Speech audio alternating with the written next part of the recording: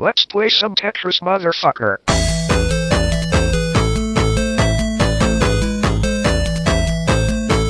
Că filmăm. Hai.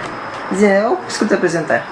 Salut, salut, sunt tipul cu pisica, eu sunt tipul, aparent, și aia este pisica.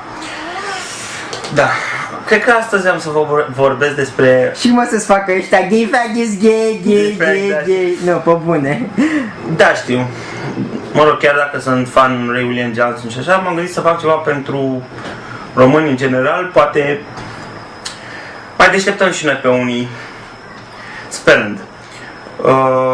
În ziua de azi, cred că nu sunt sigur care am observat că dacă intri într-un tramvai, mori ori de miros, ori de căldură. Și observați acolo când este omul acela care vrea să deschidă geamul și nu te lasă nimeni. Tehnic ar trebui să te lase cineva pentru că mori de cald.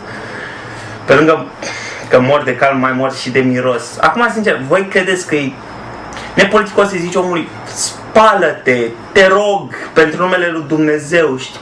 Te uiți la cameră când chiar te dacă, asta e ideea, știi? Da. Chiar dacă e săpunul scump și suntem în recesiune, încearcă să cumperi un duru măcar. Bară culul. E din Bucur. Vă fi-l fac cadou, pe cuvântul meu. Ar trebui să facem campania Săpunul pentru toți. În locul laptelui și cornului. Merg și alea, depinde. Pe lângă faptul că